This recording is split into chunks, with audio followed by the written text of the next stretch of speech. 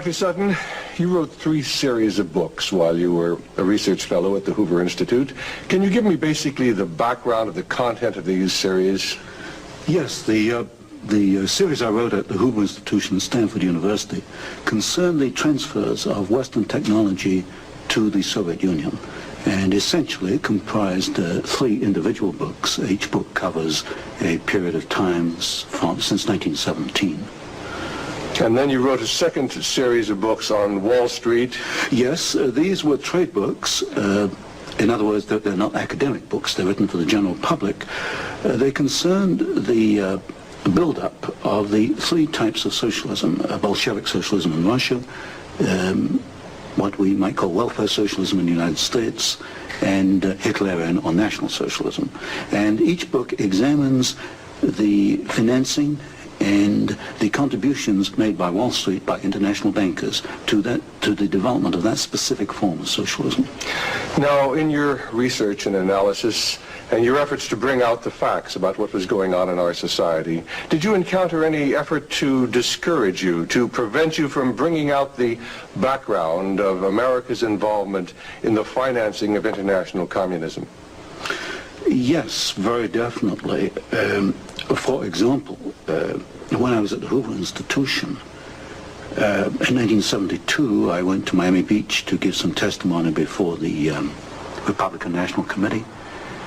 And although a congressman had hand-delivered to the wire services this testimony, which was later printed, the wire services refused to transmit it to the newspapers. Then when I got back to the Hoover Institution in California, I was called into the office of the director, and I was told in no uncertain terms not to make any more speeches like that, and that this information should not be made public. This was the information that we were giving the Soviet Union the technology to develop its war potential? Oh yes, at that time we were in Vietnam, and as you know, the Soviets were supplying the North Vietnamese. This was 1972? 1972, yes. And for example, I knew that the Gorky plant, which was built by the Ford Motor Company, but the Gorky plant in Russia produces the gas, a series of vehicles. The gas vehicles had been seen on the Ho Chi Minh Trail. We were supplying equipment to the Gorky plant in the middle of the Vietnamese War, and these trucks were being used to carry ammunition supplies which were killing Americans. I thought this was morally wrong, and I said so at Miami Beach and at the Hoover Institution. And it was this type of information that was suppressed. And so what eventually happened as far as your activities at the Hoover Institution were concerned? Well, I didn't pay much heed to the warnings. I published a book called National Suicide in the following year, which summarized our assistance to the Soviets, our military assistance to the Soviets. And when that book came out, again, there was great pressure to stop the book. There was pressure on both the publishers and me personally. And I felt I couldn't take this, and a few years later I just left the Hoover Institution, and since 1975 I've been an independent author without any ties whatsoever. Let's go a little bit into the background of the financing of the German war machine that we fought in the period 1941 to 1945. Could we start, first of all, with the original financing of Hitler between 1922 and 1923, when he was first making his effort to come into prominence in Germany? The original financing of Hitler, that's in the years 1922, came only partly from Germany. One of the most prominent Americans concerned with financing Hitler was Henry Ford. In fact, Henry Ford received a medal in 1938 for his assistance to the early Nazi Party. Then, of course, Hitler had his attempted push in 1923. He went to jail, and then would begin another era in the rise of Hitler. Right, and of course he eventually came to power in 1933 by the electoral process. What about the financing of Hitler's electoral activities in 1933? This I can trace. I have traced it very exactly. I discovered amongst the Nuremberg records a series of bank transfer slips to the Delbrück-Schickler Bank in Berlin to an account which was under the control of Rudolf Hess. And this was the fund that was used to finance Hitler's access to power in March 1973. And amongst the corporations that transferred money to Hitler, I find not only R.G. Farben, which is quite widely known, but also German General Electric, AEG, which is under the control of General Electric in the United States, or was at that time, and companies like Osram and... Now, what was the tie-in between Osram and General Electric? The tie-in was a share tie-in. International General Electric in the United States had controlling interest in German General Electric, and also through share interlocks, a controlling interest in Osram in Germany.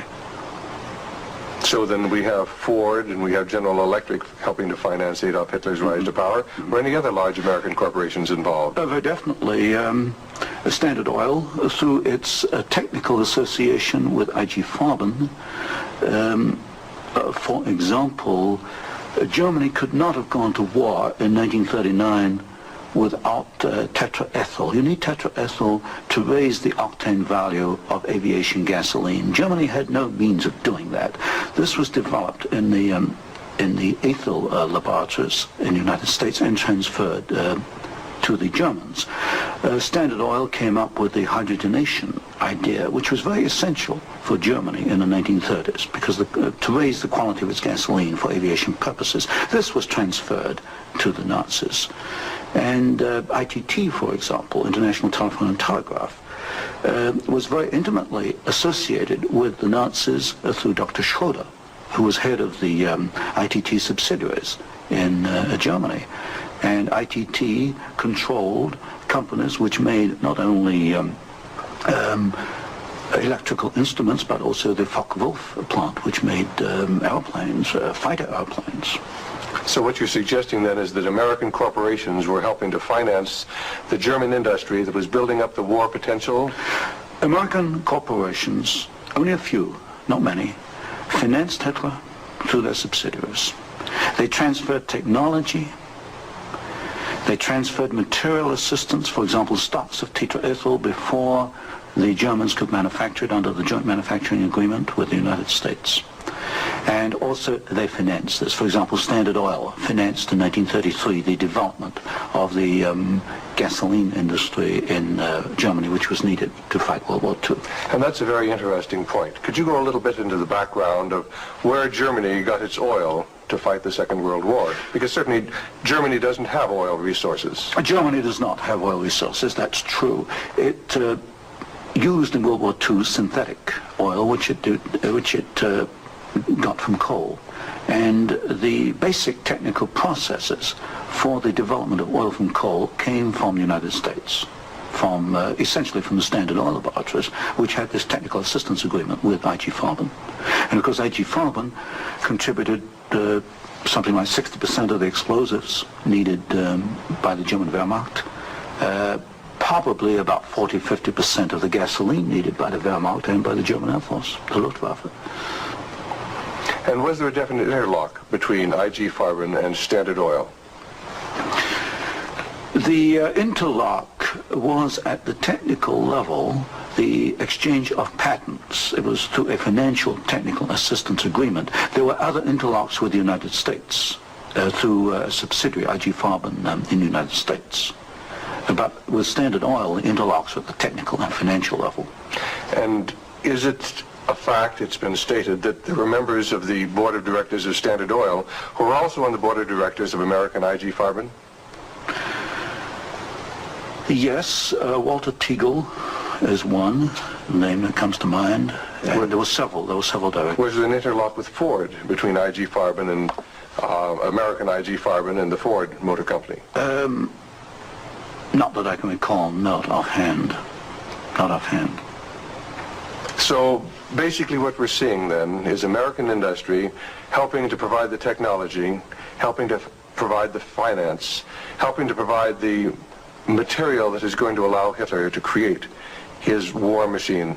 Yes, that is correct. That is correct. Now, in your book, Wall Street and the Rise of Hitler, you talked about the bombing patterns during the Second World War, and the fact that it was amazing that there were certain factories that were not bombed, whereas the majority of the German factories were decimated, German-owned factories. There were certain factories that tied into this interlock we've already alluded to, that for some strange reason seemed to escape the devastation of our saturation bombing. In World War II, the German electrical industry was or should have been a prime target for Western bombing. But in practice, the German General Electric plants were not bombed. Of the 10 major plants, not one was bombed, and a half a dozen others had trifling damage, broken windows, that kind of thing. So what we have here is a very interesting case of an industry which should have been bombed in World War II, but was not bombed, and yet we have American ownership, which raises a certain amount of suspicion as to why it was not bombed. But as far as the German-owned electrical companies, did they undergo a rather heavy bombing? I took a look at that. The Siemens plant, for example, they were bombed. There's no question. But the industry was not targeted as a general target. So Siemens, for example, was not bombed.